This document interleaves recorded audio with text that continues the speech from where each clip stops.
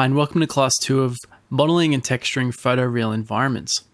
In this class, we're actually going to be creating this root system in Agisoft Photoscan from scratch, which will give us a really good asset that we can use in a visual effects shot or in a game engine.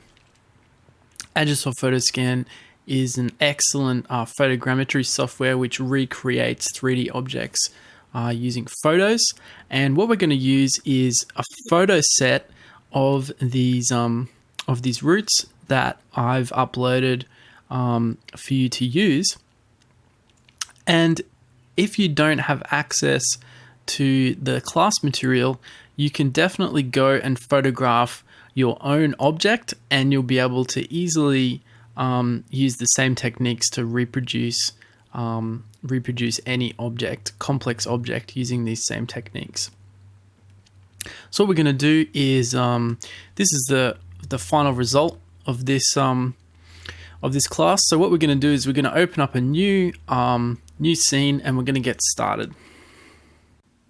So to get started, we're going to open up a software called Agisoft Photoscan. Agisoft Photoscan is a photogrammetry software which recreates 3D textured objects using photos by calculating the depth of the photos. So the first step, once we've opened the scene, is to import the photos. So if we go up to the workflow menu up here, it's got this very easy to understand sequential process, which is the same process used to actually build the 3D textured model. So the first stage is add photos, then it's align photos, build dense point cloud, build mesh, build texture. And that's basically the way that you can create models. So the first thing we're going to do is we're going to add photos. Inside the Effects PhD training folder, I will have a folder which has the photos in it for this root system. So if we go into Tree Roots A1, this has all the photos in there which we're going to be using for this class.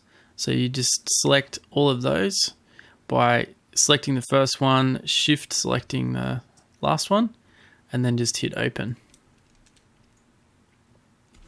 That is going to import all the photos into the scene. So you can see here we've got no 3D data in the scene, but if we double click on these photos, we actually get a thumbnail of what the image looks like. Now, as well as just being a way to view the photos, this view here is also a way to rotoscope the data out of the images that you don't need, which is extremely helpful if you've got depth of field, or you've got moving objects or things like people or cars in the background of your photos. So that's basically how you import the images into the scene. The next stage, once you've imported the images, is actually to mask out areas of the images that you don't want to include in your 3D model. In our 3D model of these roots, if we have a close-up look of this picture here, what we'll be wanting to do is reproduce all these fine details of the root structure, but we don't actually want the water in the scene, and we also don't necessarily want these rocks, because they can actually be reproduced with a background object. So you can see here we've got all this flowing water around the roots, so we want to recreate the texture and the geometry detail from the wood, but not necessarily from this water-covered rocks that are surrounding it. Same goes for this image here. We've got these rocks on the side here, and this water surrounding the roots, as well as these trees. Now, if you're going to recreate these roots without masking out any of the structure, it's still going to create a totally terrific result of the root reconstruction. The only problem is what you're going to get is you're going to get some blurry textures where you've got out of focus depth of field areas on the wood. So you might have a section that's sharp straight next to a section that's blurry, and that's going to show up in the mosaic when it's texturing the wood. The other thing you might get is you lose detail because it's trying to construct extra areas of the image, like background trees or rocks and water that's surrounding the object that you're trying to reconstruct in 3D. So basically that's one way that you can increase the detail of your model and get higher accuracy when you're photo scanning. The second way that you can edit the photos is by removing photos which have motion blur, too much depth of field, or they basically aren't looking at the object that they're basically just not going to help reconstruct the object. So for example, this photo is at the top part of the roots. This is of the tree that's in the background of the image. So these photos here, you may want to disable those and exclude them from the construction process. So to do that, you simply right click on the image and you press disable cameras. The other way you can do it is if you right click and you press remove cameras, and that will actually remove that image entirely from the photo scanning reconstruction. To roto the images, let's say we want to put a mask around this image so that just the roots which we're constructing are selected. So what you can do to exclude the unnecessary detail is select this masking tool and click around the object that you're wanting to create textured geometry from, like so.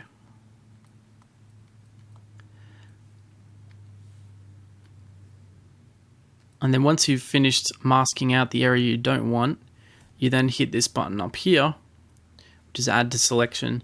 Now this grayed out section is going to be excluded from the calculations, whereas this colored area is going to be included.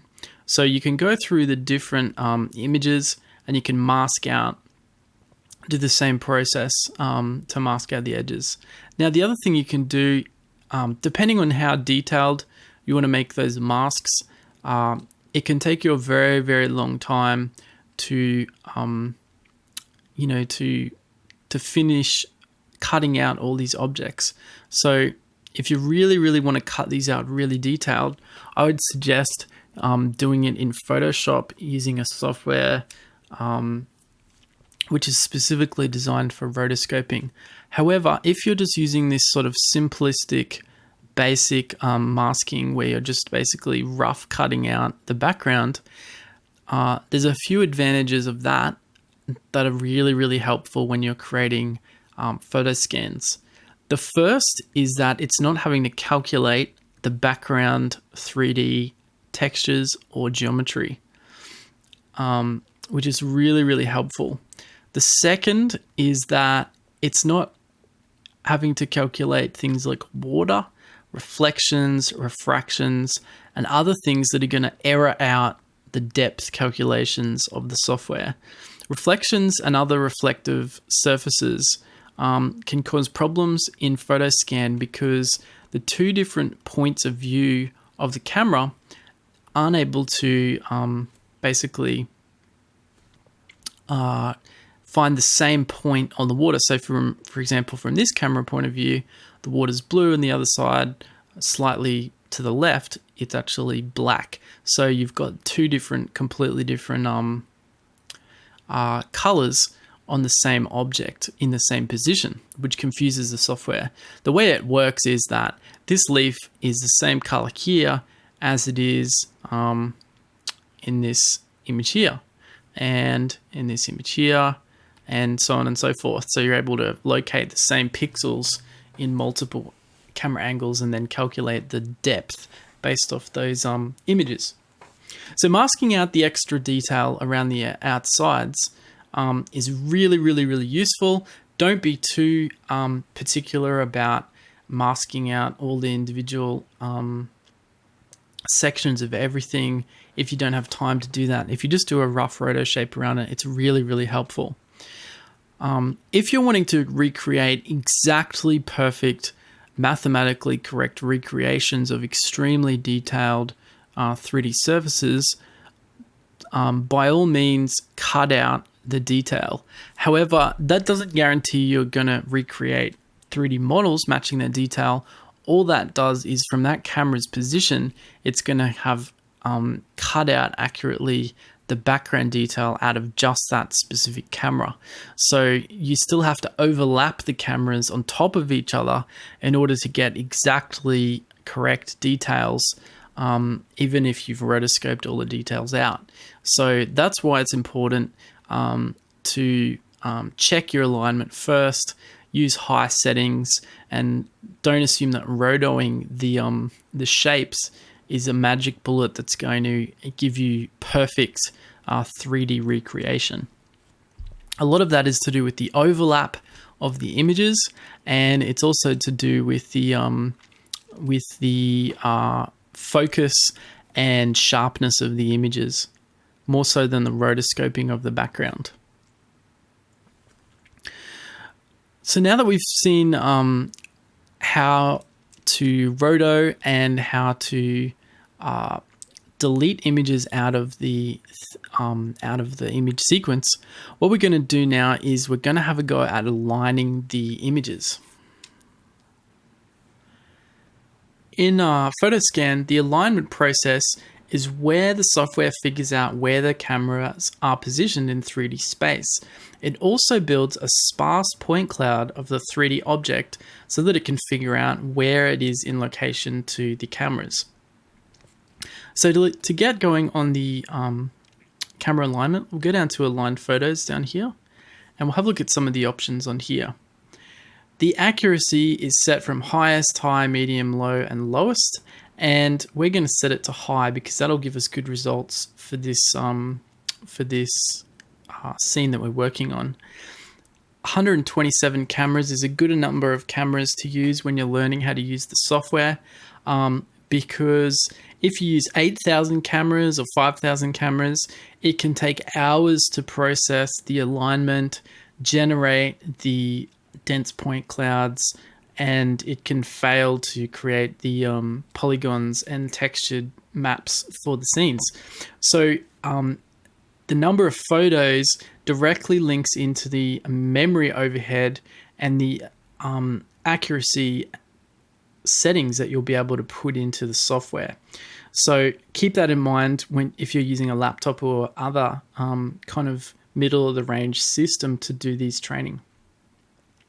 Pair pre-selection is used for large photo sets where it does a low resolution first pass of all the cameras to find out which ones are adjacent to each other. So it's not matching points between camera 1 and camera 8000.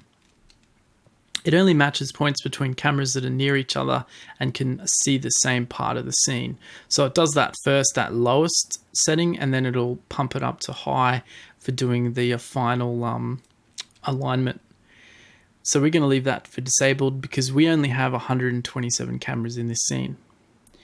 The key point limit is the number of points that it uses per image, and the tie point limit is the number of points that it uses to tie the images together. So for example, in this scene, between images which can see the same part of the object, it's going to use 1,000 of the points to match the images together and match those positions in 3D space and create the point cloud data from those points. Once it's created the photo alignment and it's put the points into the scene, you'll then be able to create a dense point cloud, which will be very, very accurate surface geometry of the object. And from that, you can create a mesh and textures. So all you need to do is allow it to detect the points and run through the alignment process, and then it will create a sparse point cloud.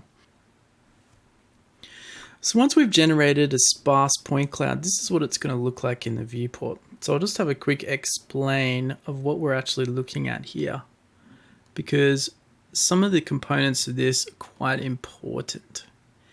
The blue points that you see here is all the cameras. And if you see that they're located where the actual real world cameras were, there's a good chance that they've accurately calculated where the 3D geometry is.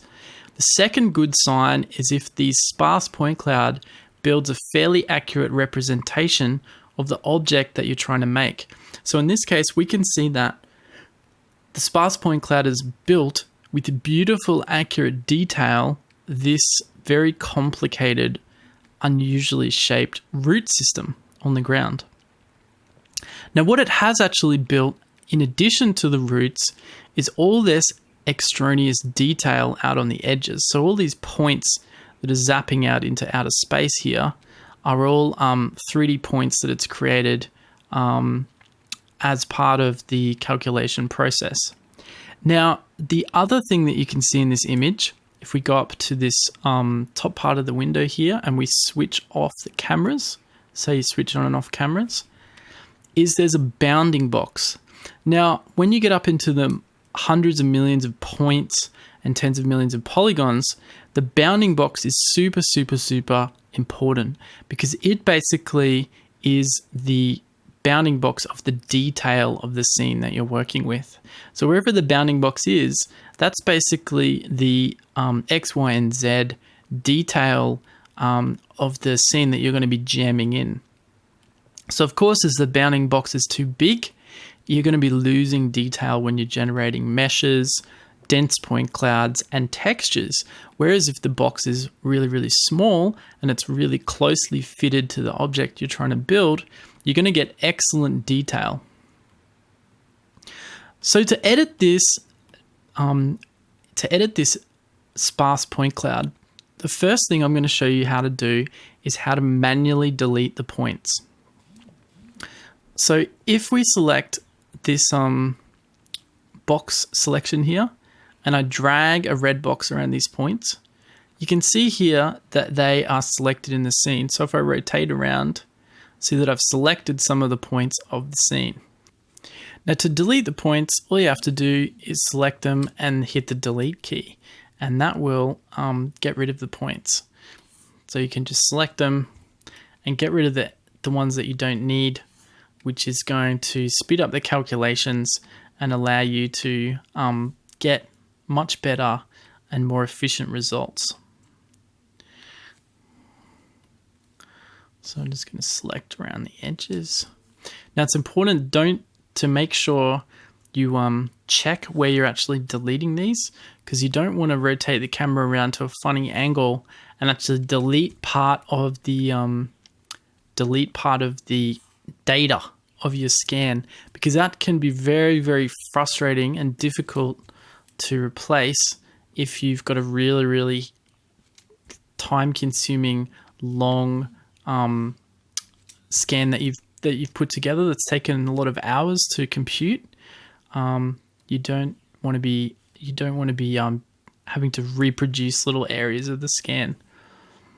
The other way you can select is by using this shape marquee tool, which is helpful for more organic edges of your shapes.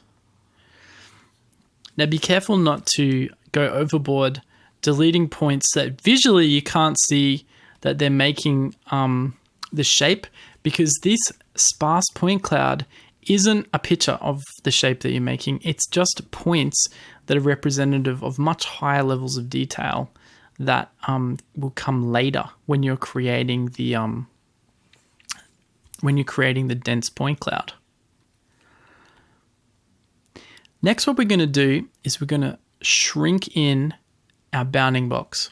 Now, the way we do that is by using this move key, and you can see here it's given us control points on the top, on the bottom, and the left and the right.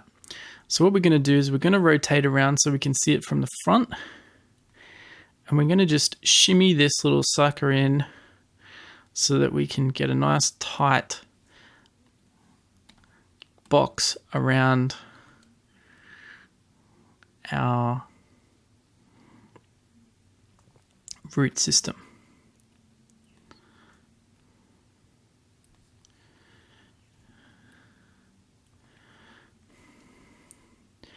And that's going to give us a nice detailed,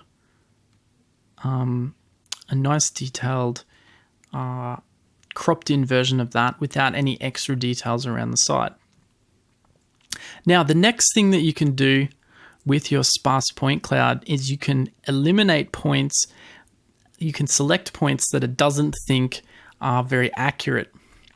This can be very helpful when you have lots and lots of cameras or lots and lots of points. So you can see here these points floating in the air up and around here. They may actually not be accurate points. These ones that are just floating above the timber, they might be errors that it's assumed it thinks as points, but actually they're not. So the way you can gradually select points that are not accurate is to go into the edit menu and then select this gradual selection panel. Now it's got a number of different drop downs in here, and we're going to go into reconstruction uncertainty, which sounds very negative in my books. So if we zoom up to 0, that is excluding all or selecting all of the points for death. And as we gradually select them down, we become less negative and more inclusive, and we're actually allowing more of these points into the system. And then as we scan down, it's just only picking the most uncertain reconstruction ones. So basically, if we have a look at this and we select, say, like a fifth of the points, we can see here just by looking in the viewport that these points really are on the extremities of the model and they don't look very accurate at all. Even when we go and start selecting a little bit more, we can see that these points are really along the edges. So if we select those and hit delete, you'll see here that we've gotten rid of a lot of those points that were floating in the air. And if we go and do that process again, and we go reconstruction uncertainty,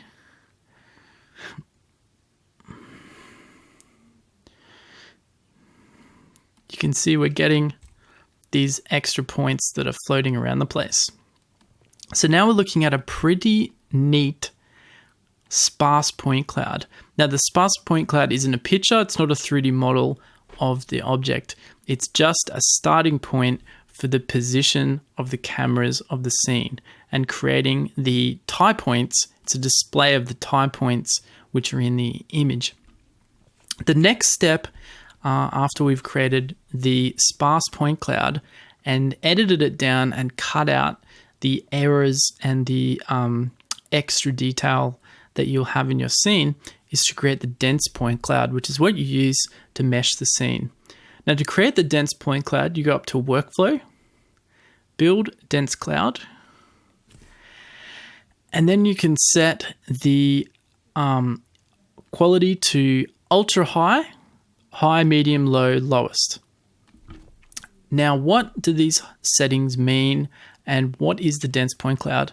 The dense point cloud is basically reproducing the pixels of the image in depth. So if you set this to ultra high, that is going to reconstruct this model using every pixel that's in the images projected onto 3D space with a depth on it, which is going to be a very, very, very dense 3D object.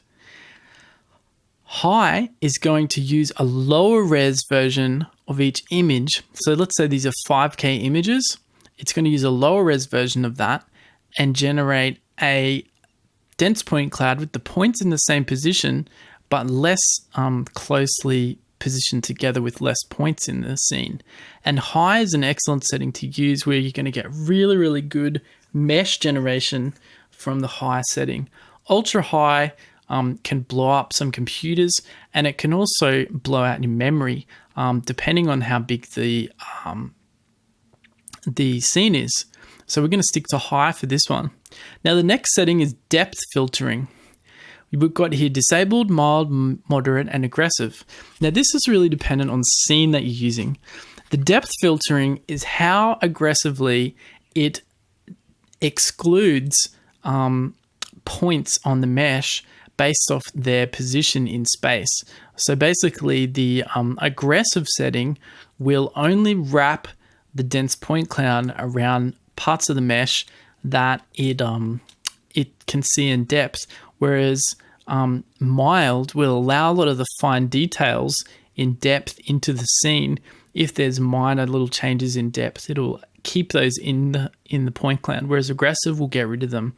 So depending on how your scene comes out, you can recreate it using mild, moderate, or aggressive depth filtering. So let's have a look at building the dense point cloud, and we'll see what we get by running that. Now, the dense point cloud can take a while to generate, so you need to be patient. And let's see what that creates when we're finished. Once the dense point cloud has been generated, the viewport might not necessarily update with what you've got. So you'll see there's a new button on the side here, which is got these colored dots on it. So if we click that, you'll see that it's generated a dense point cloud of the model. So you can see here we've got excellent detail and excellent geometric accuracy of all the different parts of this tree. You can see we're missing a little bit of detail over on the side here, and there's some holes in here as well. That's because the photos weren't overlapping that part of the image enough. Now, where you've got holes in the image here, it's important to note that that doesn't necessarily mean there's no geometry or texture information in there, because when it meshes, it's going to cover over all these in-between gaps and texture over them using the cameras from the scene anyway.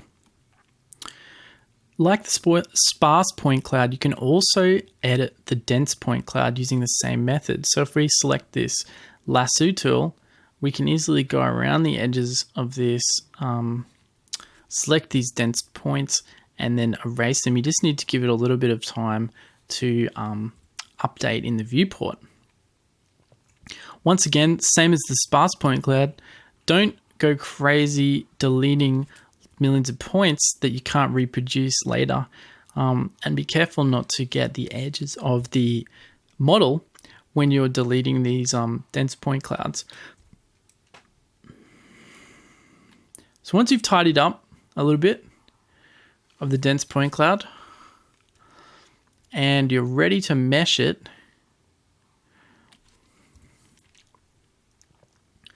you can save your scene and use it, and then you're ready to wrap geometry around the model. So to save the scene, you go File, Save As, and in the directory that it's saving, it'll actually have the data for your project. So when you save the photo scan file, let's say in Documents, photo scan roots _A1, when you actually save the file in this location, it's going to actually save all the data into that directory as well. So you need to copy the data as well as the file across if you're going to be using it in another scene.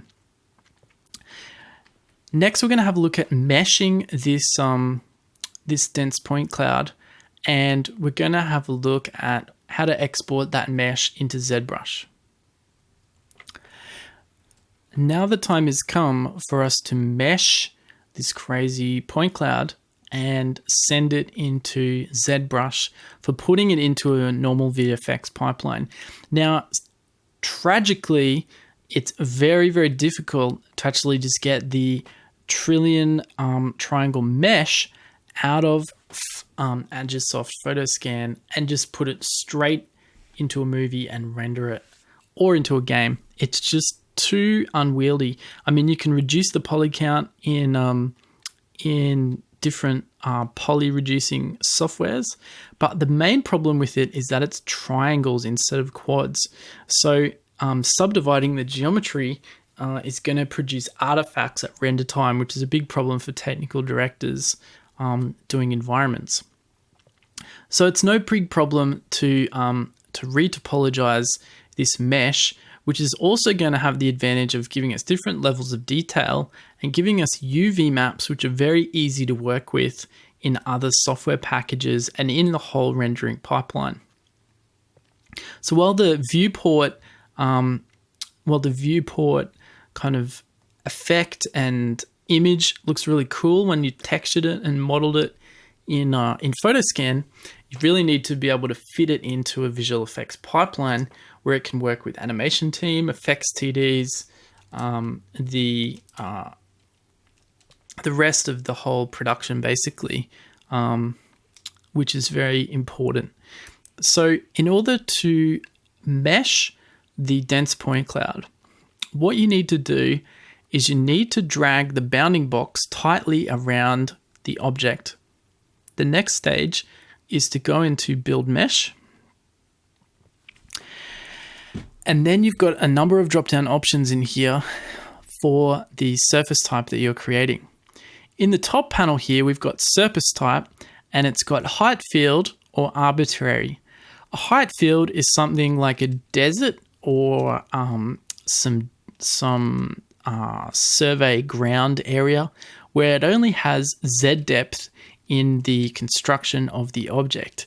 It doesn't have a back edge or any kind of like three-dimensional reverse geometry on it, like a tree trunk. For a tree trunk, you'd want to be using arbitrary. Arbitrary is a fully 3D object where the photos can be looking from any direction and creating geometry in any direction. It's important to note, though, that height fields are drastically faster to generate than arbitrary surfaces. The source data is where you can use the sparse cloud or you can use the dense cloud to generate the mesh. If you just have some basic terrain that you need to create, you can use the sparse cloud and mesh from that. In this case, we're going to be using the dense cloud. Now, face count. Face count has got these settings down here where it's got low, medium, and high settings on here. Usually you'll be wanting to mesh, build your mesh at high setting. That'll ensure that you get the best detail out of the dense point cloud that you've painstakingly gone to the effort of generating. The other important thing about the high setting is you want to make sure that it's not too high. If you're going up into the 10s, 20s, 30s, and 40s, and 50s, and 60s of millions of polygons, it's going to show up in Agisoft PhotoScan just fine and texture in PhotoScan perfectly well. However, it's going to be difficult to export that data into ZBrush so that you can re-UV map it and load it into programs like Substance Designer and Mari to do editing to the texture maps. So for this scene, we're going to be aiming to have a face count of 5 million polygons. 5 million polygons is going to give us more than enough detail for this surface, but also allow us to be able to export it easily into ZBrush so that we can do all different editing operations on it and generate different levels of detail and retopologize it. So once you're ready to build the mesh, all you do is select OK, and it will start generating the mesh from your model. Once that's completed, you will see a mesh like this. This is a colored, vertex colored mesh, which it's generated over the top of the dense point cloud. Now you might be looking at the dense point cloud and go, wow, it's so detailed. Why isn't my mesh as detailed as that?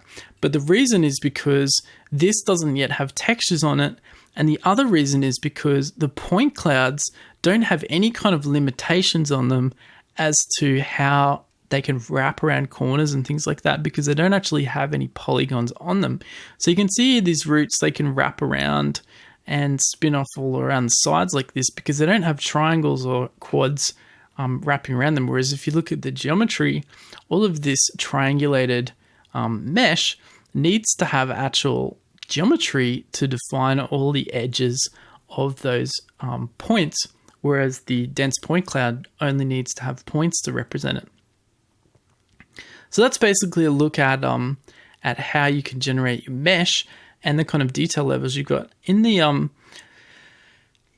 model here, we've got 1,700,000 faces. So a higher resolution setting is going to get you much more detail in your mesh. So just keep that in mind when you're building these surfaces.